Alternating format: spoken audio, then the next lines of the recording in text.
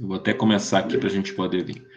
Bom, então, começando então, pessoal. Estamos aqui então, na aula de Educação Física, segundo ano do ensino médio, Colégio Monteiro Lobato. Estamos falando hoje então sobre a Lei 9.615, que é a lei que regula o esporte nacional, é a lei onde desenvolve as normas gerais que devem ser aplicadas dentro do ambiente esportivo infantil, adolescente e adulto, que é a Lei 9.615, que é a lei chamada Lei Pelé, que foi instituída no Brasil no governo Fernando Henrique Cardoso, no dia 24 de março de 1998. Assim como as orientações da pedagogia do esporte, como a gente estudou na aula passada, as orientações dos professores doutores da URGS, Adualdo Gai, Lisiane Torres, mas poderíamos citar também o professor doutor José Olímpio Bento, da Universidade de Porto. O esporte ele é plural e ele deve ser desenvolvido, né, dentro de uma pluralidade de sentidos e também de formas. Então, ele tem esse sentido e essa forma, né, e objetivos diferentes a serem trabalhados em diferentes ambientes esportivos.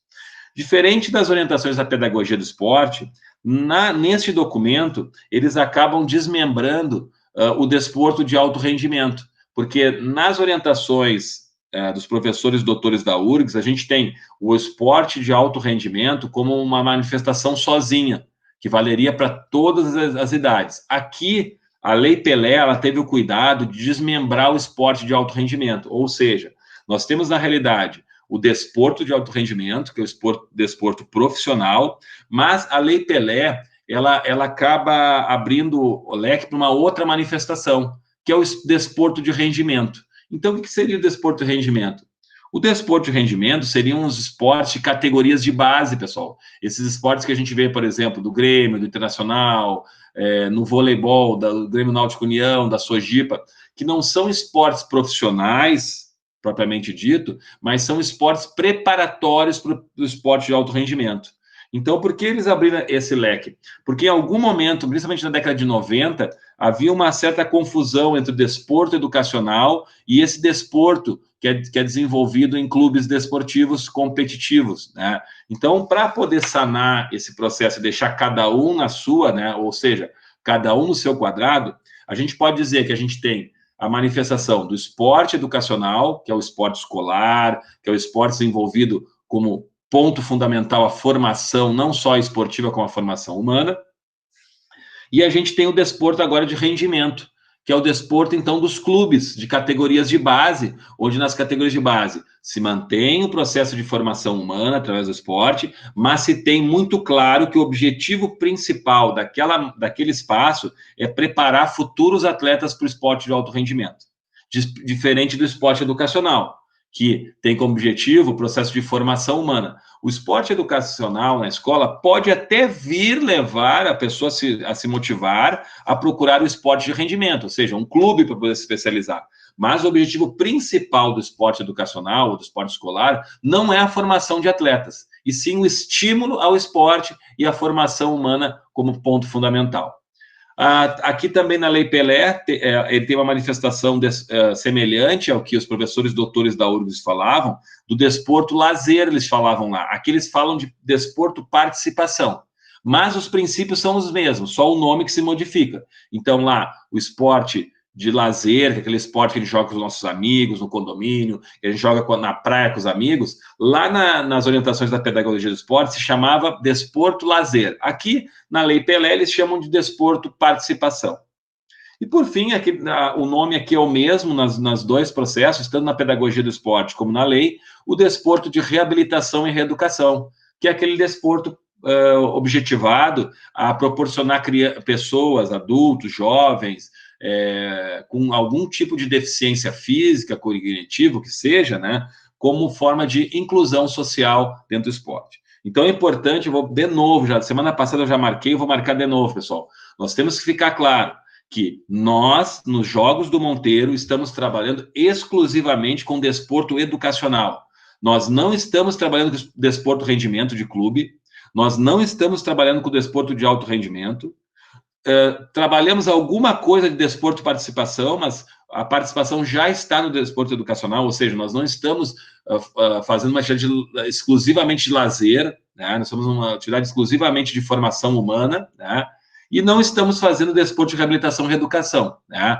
Porque temos o processo inclusivo de crianças com necessidades educativas especiais na nossa escola, que a gente vai incluí-las nos nossos Jogos do Monteiro, evidentemente, mas dentro do processo de educação inclusiva, que também faz parte do desporto educacional, tá? Mas é diferente do desporto reabilitação e reeducação, onde é um desporto exclusivo para pessoas com deficiências físicas ou cognitivas ou alguma outra patologia que pode vir a acolher esse tipo de essas pessoas, né?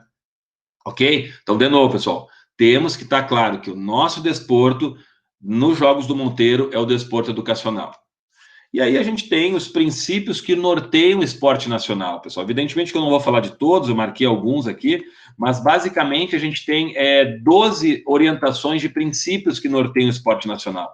Eu separei 5 para falar para a gente, né? Então a gente tem o princípio da soberania, o princípio da autonomia, e chegamos num princípio que eu marquei ali, que é o princípio da democratização, né? Onde a lei deixa muito claro, dentro desse princípio, desse parágrafo, que o esporte, o princípio da democratização diz o seguinte, que é garantido o acesso ao esporte sem qualquer tipo de distinção ou forma de discriminação. Ou seja, levando isso para os Jogos do Monteiro, não é porque um aluno não tem uma habilidade desenvolvida especificamente para uma modalidade que ele vai ser discriminado ou vai ser excluído dos Jogos. Pelo contrário, será muito bem-vinda a participação dele, né? Não é porque ele tem um tipo de religião, ou porque ele tem uma religião específica, ou porque ele apresenta uma cor específica, ou porque ele tem uma característica de desenvolvimento motor diferente dos outros, que ele vai ser discriminado, ou alguém vai fazer uma distinção em relação à participação dele. Então, fiquem atentos a esse item, para que a gente possa preservar o direito de todos os nossos participantes que estejam interessados em fazer parte dos Jogos do Monteiro. Porque isso é lei, pessoal, não é só orientação. Segundo ponto importante que eu marquei ali é o princípio da liberdade, né? Onde deixa bem claro, expresso pela livre prática e livre-arbítrio de uma escolha individual, de acordo com a capacidade e interesse de cada um. Esse item aqui, pessoal, a gente poderia transportar principalmente para o esporte infantil, de crianças iniciantes, 7, 8, 9 anos, onde a lei deixa bem claro que quem deve escolher a modalidade de prática é a própria criança, é o próprio indivíduo que vai participar.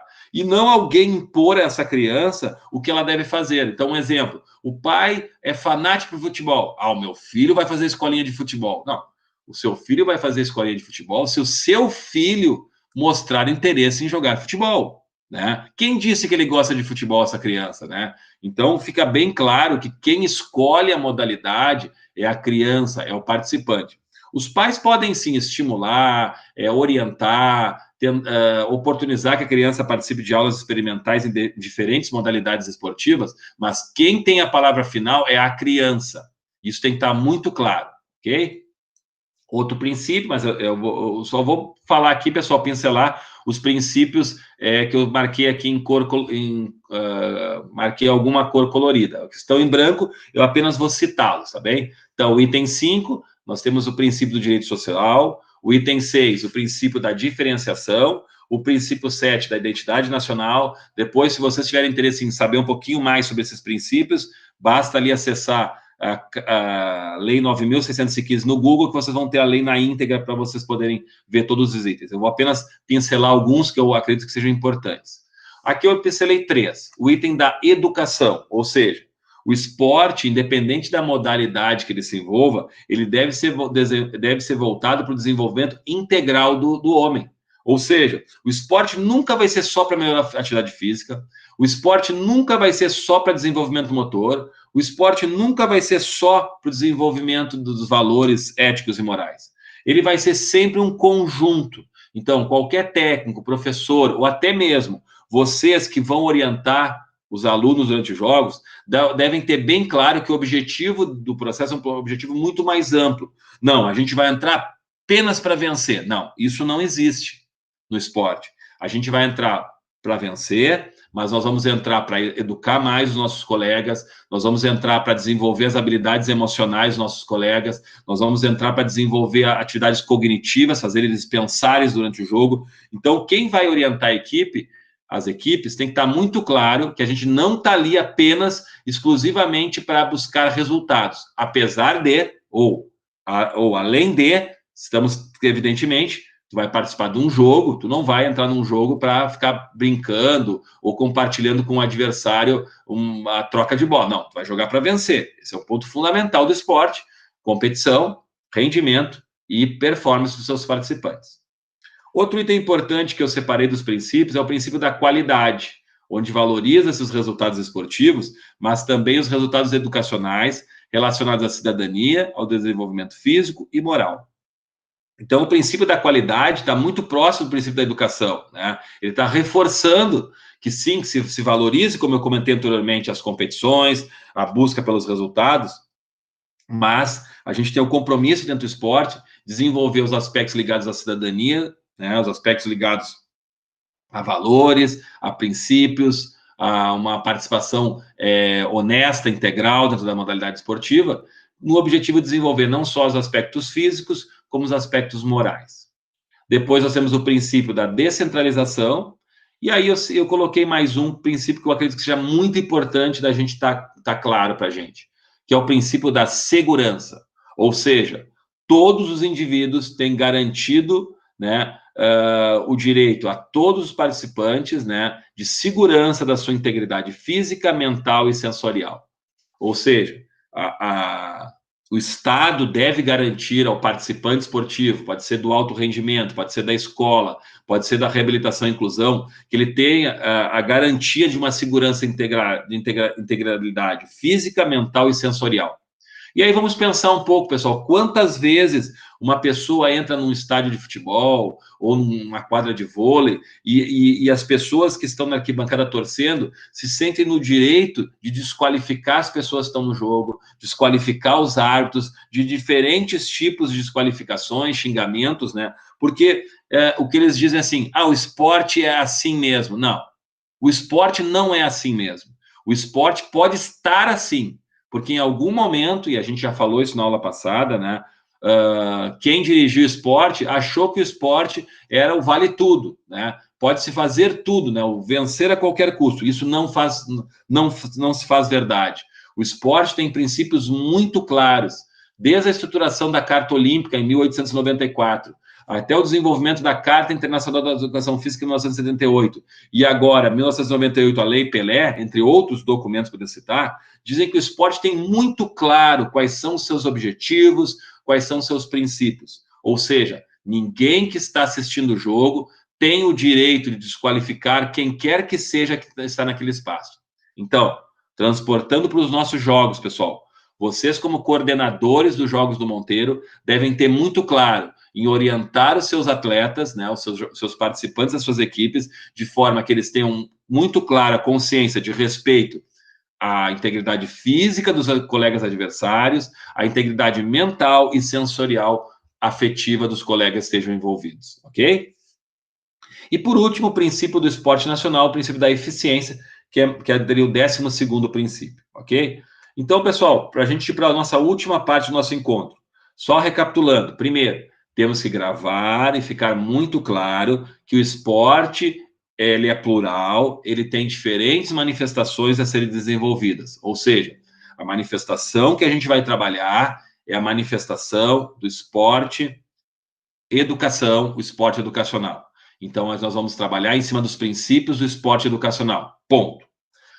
Lei Pelé, Lei 9.615, tem vários princípios legislativos de resguardo da integridade física, mental e emocional dos participantes que a gente tem que levar em conta. E por último, então, acho que um documento que vai nos deixar mais integrantes, né, mais apropriados das informações, é um documento que foi elaborado por professores, como eu já comentei no início do nosso encontro, suíços, né? Esse documento aqui, ele é de 1992, né? E ele foi elaborado a partir de uma pesquisa científica feita por professores suíços da cidade de Genebra, onde, a partir de uma pesquisa científica, eles viram que uma necessidade de deixar claro quais os direitos dos participantes dentro do ambiente esportivo infantil e juvenil. E a partir, então, desse estudo, eles desenvolveram 10 direitos que devem ser preservados. Então, vocês, como futuros coordenadores dos Jogos do Monteiro, devem ter claro que esses direitos são direitos de vocês como atletas, mas também devem ser direitos que vocês, como coordenadores dos Jogos, devem propiciar e devem resguardar aos seus participantes, ok?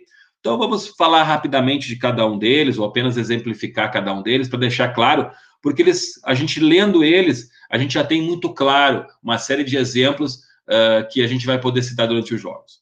Então, o item número 1 é o direito de praticar o esporte. Então, qualquer aluno, seja do Fundamental 1, seja do Fundamental 2, seja do ensino médio, que se prontificar a participar de qualquer modalidade, a gente deve garantir esse direito. Então, não pode, não, tu não pode jogar porque tu não tem habilidade para essa modalidade, tu não pode jogar no vôlei porque tu é muito baixo, e qualquer outro exemplo semelhante a esse. Não, se a pessoa se inscreveu na modalidade, ela deve sim garantir a sua participação. Item 2, né? Direito de praticar o esporte por prazer e de jogar como uma criança. Bom, então, basicamente, para que a criança possa jogar com prazer, a gente tem que criar um ambiente que seja prazeroso. Não é criar um ambiente de brincadeiras, recreação, não. É um ambiente onde a gente garanta que as duas equipes possam se enfrentar e que a única preocupação entre as equipes é a preocupação em uma equipe vencer a outra, dentro das habilidades específicas do jogo. E não ficar se preocupando lá com o torcedor que está gritando, né? O treinador que fica xingando a criança. Não, nós temos que criar um ambiente que seja divertido em termos de competição. Agora, nós não podemos cobrar de uma criança, lá do terceiro ano do Fundamental 1, que ela tenha o mesmo comportamento de uma criança do sétimo ano, um pré-adolescente do sétimo ano ou alguém do ensino médio. Então, quando vocês forem trabalhar com as crianças pequenas, vocês têm que estar atentos a esse detalhe para não cobrar um desempenho dessas crianças acima da capacidade delas. Então, a gente vai ter que ter paciência, vai ter que ter acolhimento, a gente vai ter que ter todo um discernimento para que essas crianças possam jogar de acordo com a idade do desenvolvimento cognitivo que elas se encontram, ok? Item 3, direito de desfruir de um ambiente são. Bom, aí eu estou voltando de novo no item anterior, né?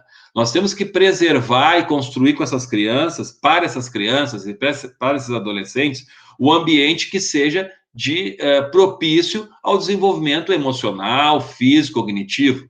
Como é que alguém vai conseguir desenvolver um ambiente são se as torcidas ficam se xingando, se os treinadores ficam lá dizendo palavrão, ficam xingando as crianças, ficam xingando os árbitros? Que ambiente são é esse, né? Então, vocês têm sim que ter um controle sobre a conduta de vocês e um controle sobre a conduta e uma orientação em relação a como os atletas de vocês devem se comportar durante os jogos. Muitas vezes, vocês vão ter vocês vão ter a liberdade de, quando observar algum item ou algum comportamento inadequado aos nossos princípios, de pedir um tempo. Professor, pode dar um tempo para eu conversar com os nossos atletas, para a gente poder sanar? Evidentemente, né, que vocês vão ter a liberdade de, professor, dar um tempo, eu quero conversar com o meu time aqui, porque eles estão desorganizados, ou eles estão sendo agressivos, e a gente vai pontuar com eles alguns princípios importantes. Item 4, pessoal, direito de ser tratado com dignidade, né?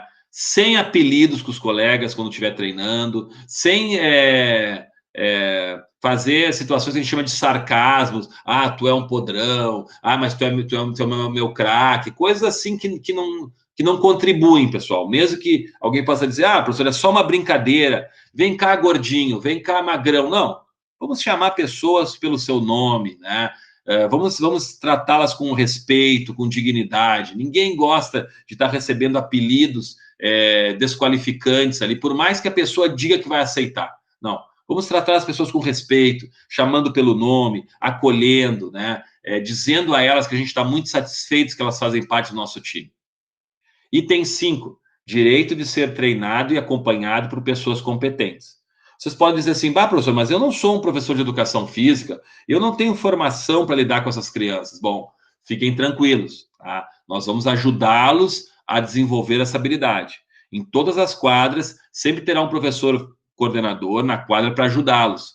para poder orientá-los também, para que vocês possam exercitar esse movimento de orientar crianças, adolescentes, ok? Então, esse direito será garantido. Sempre terá um professor na quadra com cada um de vocês. Se a gente observar algum detalhe que precisa ser corrigido, nós faremos intervenções também e nós vamos lá auxiliá-los. Então, é o direito de ter uma pessoa competente para poder desenvolver o esporte dentro daquele espaço. O direito 6, direito de participar de treinamento e competições adequados à sua capacidade, né? Então, vamos colocar crianças do terceiro ano com crianças do terceiro ano, crianças do quinto ano com crianças do quinto ano, crianças do sétimo ano com crianças do sétimo ano, para que aquelas crianças possam estar o mais próximo possível dos níveis de desenvolvimento entre elas, né? Daqui a pouco botar uma criança do nono ano com as crianças do sétimo ano, evidentemente que essa criança tem muito mais força, né? Já está um nível de desenvolvimento cognitivo mais evoluído também. Então, a gente tem que colocar, seja uma competição equilibrada, adaptada à realidade das crianças que estão desenvolvendo. Item 7, direito de competir com crianças que tenham a mesma probabilidade de êxito. É um direito muito semelhante ao direito anterior, né? Então, a gente procurar ter esse equilíbrio, né? Por isso, a gente tem o cuidado de, antes dos Jogos do Monteiro, de procurar ouvir os professores das outras disciplinas, ouvir os professores de educação física, para que a gente possa tentar, nem sempre vai conseguir perfeitamente, deixar as equipes o mais equilibradamente possível, para que todos os jogos possam, então, ter esse nível de equilíbrio e que todas as equipes, quando entrarem em quadra, tenham possibilidade de buscar as vitórias, ok? Item 8, né? Direito de praticar esportes para a saúde e com toda a segurança e sem doping, né? Então, aqui a gente poderia, evidentemente que não devemos encontrar no esporte escolar essa característica, né? Alguém utilizar de substâncias ilícitas, né? Isso acontece muito no esporte de rendimento e alto rendimento. Normalmente isso não acontece no esporte escolar. Mas abrindo um parênteses aqui, pessoal, é importante que a gente tenha isso claro, para que se vocês experienciarem algum clube do esporte rendimento ou de alto rendimento isso, que fique claro que esse processo ele não só prejudica o atleta em termos de lei esportiva, porque ele pode ser suspenso por 1, 2 anos, ou até mesmo ser excluído do esporte, mas essas substâncias, elas sim, elas melhoram o desempenho, a força, a velocidade, a potência do atleta, mas elas trazem no futuro, até mesmo precoce, né, uma série de malefícios, como câncer de próstata, câncer de mama, problemas hepáticos do fígado, uma série de situações de ordem negativa para a saúde da pessoa. Então, abri um parênteses aqui, porque eu sei que esse não é um tema diretamente ligado ao esporte escolar, mas está muito próximo dentro do esporte de rendimento. Daqui a pouco algum de vocês pode estar jogando uma equipe de voleibol ou de futebol, que seja, né? E daqui a pouco algum professor mal orientado ou mal intencionado pode querer oferecer alguma substância. Isso vai melhorar teu desempenho, tu vai ficar com mais força. Não entrem nessa, pessoal. Isso vai trazer uma série de consequências de ordem legal, porque vocês podem vir a ser descobertos, e se for descoberto, vocês vão ser banidos do esporte, né? Mas, ao mesmo tempo, vai trazer futuramente uma série de malefícios para o desenvolvimento físico de vocês, tá? Da saúde de vocês. E os dois últimos itens, né? Direito de ter momentos de descanso, né? Então, não dá para fazer competições de crianças com um número muito grande de jogos dentro de um dia, não posso dar 10 jogos num dia para um grupo de crianças, né? A gente tem que ter uma dosagem disso, por isso que o tempo de jogo e o número de jogos que os alunos do ensino médio jogam é um, o do fundamental é outro, e do fundamental um é outro. E às vezes alguns alunos nos perguntam, professor, mas foi tão rápido o jogo deles, aqui dos pequenos, o nosso teve muito mais tempo. Evidentemente, vocês já têm um nível de desenvolvimento físico muito mais desenvolvido do que as crianças menores. Então, existe uma dosagem de atividade física, né, e esportiva que é dosado pelos professores pedagogos do esporte, que são os professores de educação física da escola. Então, a gente tem uma dosagem e uma orientação para que a gente não prejudique nenhuma ou outra criança. E para finalizar, eu já vou voltando aqui para a nossa sala de aula, né? Esse é um item importante para a gente poder deixar claro, né? As crianças, então, elas têm o direito de não ser campeã, né? Ou seja, ninguém tem a obrigação de vencer jogos. A gente tem, sim, o compromisso de nos dedicar dentro de um jogo, de jogar em equipe, de nos organizarmos da melhor forma possível, de procurar estar concentrado no jogo para buscar vencer o jogo, mas obrigado a vencer ninguém é. Até porque, pessoal, a psicologia do esporte deixa muito claro que se tem um item que a gente não tem controle no esporte, é o item ligado a controle de resultados dos jogos. A gente não tem como controlar essa variante, vencer ou perder jogos, né? Porque do outro lado tem um adversário que pode estar tão preparado como a gente. O que a gente pode fazer, sim, é trabalhar com harmonia, trabalhar com intensidade, trabalhar com persistência, organizar o nosso time taticamente, treinar o nosso time. Bom, quanto mais a gente treinar e nos organizarmos de forma correta, mais próximos estamos de vencer.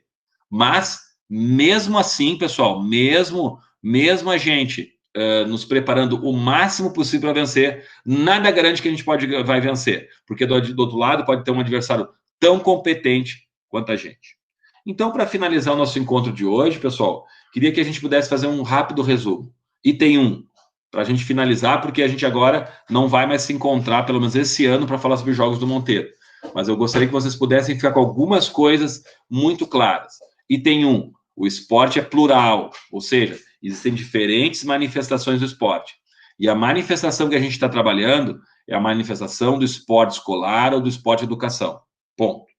Item 2, pessoal. É fundamental que a gente entenda que tem alguns princípios que vão nortear os nossos jogos.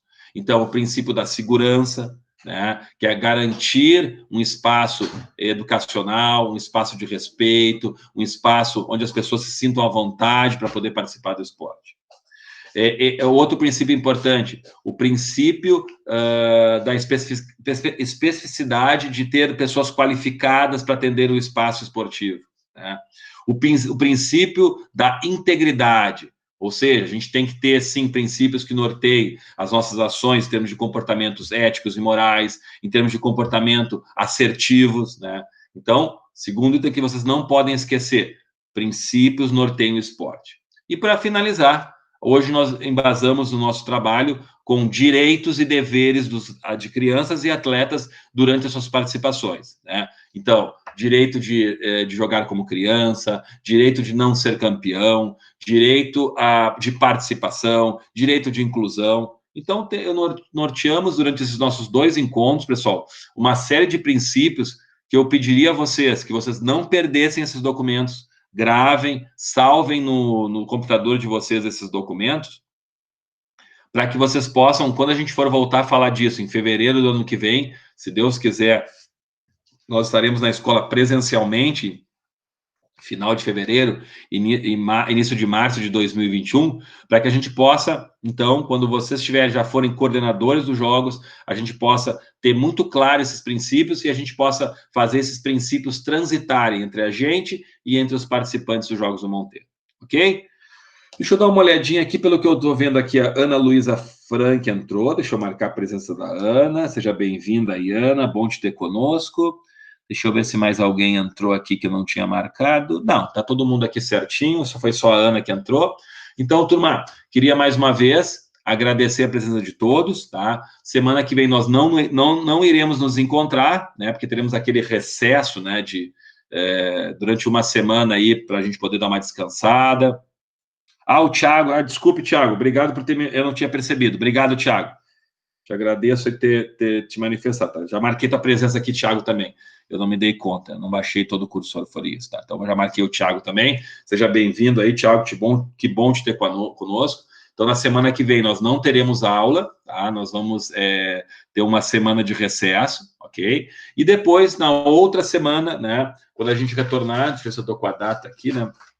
Quando a gente retornar na outra semana, a gente provavelmente no dia 19 de outubro, a gente então volta a retomar práticas corporais, né, de outros profissionais que vão aqui nos contar um pouquinho sobre diferentes práticas corporais, para que a gente possa conhecer essas práticas corporais e a gente possa interagir um pouquinho mais com esses profissionais que a gente vai convidar, tá bem? Muito obrigado pela presença de todos. Desejo a todos vocês uma boa continuidade de aula agora durante a manhã, uma ótima semana. Aproveitem bastante as semanas que vêm para descansar.